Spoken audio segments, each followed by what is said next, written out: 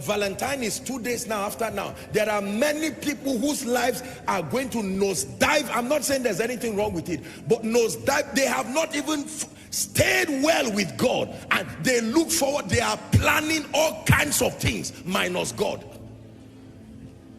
They bought flowers, they've paid for the venue that they will use, and there is no God in that factor. God, I'm used to you interrupting my joy. Stand back. When I need you, I'll come. This one now, look, let me tell you, ladies and gentlemen, it is the foolishness of loving God that brought us this far. Never get to a point where you become too intelligent, too Western to become that baby. When you say, God, I love you, you know what he's going to ask you? Let me see what you can give up for me. So be careful when you want to say, God, I love you. We are used to fake love in this our wicked world, that we think we can play that politics with God. You don't come to him just faking tears and say, I love you. You can roll from left to right, from pillar to post. When you are done loving, he will tell you, all right, Simon Bar-Jonah, lovest thou me more than this? Let me tell you, ladies and gentlemen, the men and the women that God will do mighty things with in today's world are people who are dead to every other thing. The price for all of God is all of you. You've heard me say it. The price, listen, the price for all of God is more. You will need more than your brain for God to do business with you.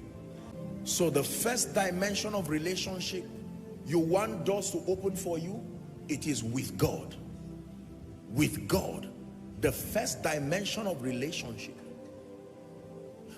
The question God is asking you right now is, Simon Bar-Jonah, lovest thou me more than this? Because the way many of us are pressing into life, we're ignoring God. We're just satisfied that at least I remember coming out for an altar call and I don't care about anything spiritual. But if we begin to talk about money and business and rising, now you are speaking my language. Some of you, your love language is money. Repent. Repent.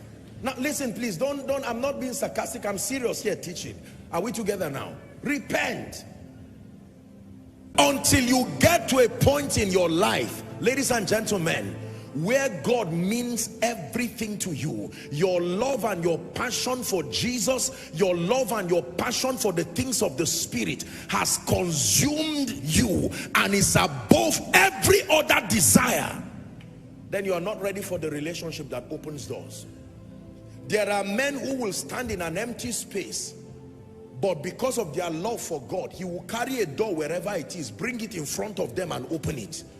That is how far he can go. He said, I have loved you with an everlasting love, and I have drawn you with my loving kindness.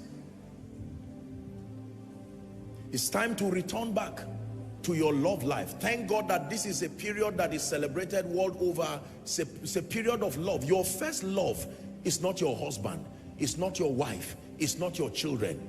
It was because of him that they all arrived. Don't let their presence drive him. Are we together now?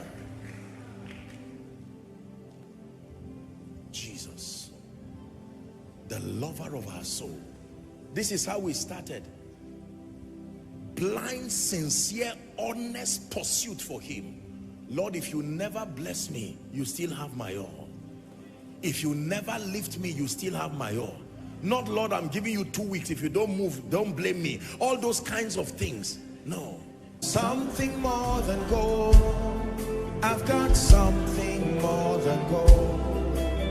If all I have is Jesus, I've got something more than gold. I will tell it to the world.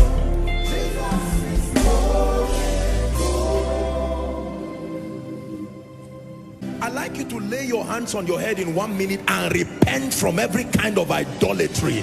Lord, I don't know what has taken your place in my life. The pursuit for things, the pursuit for fame, the pursuit for money, the pursuit for positions. Cry to the Lord this night.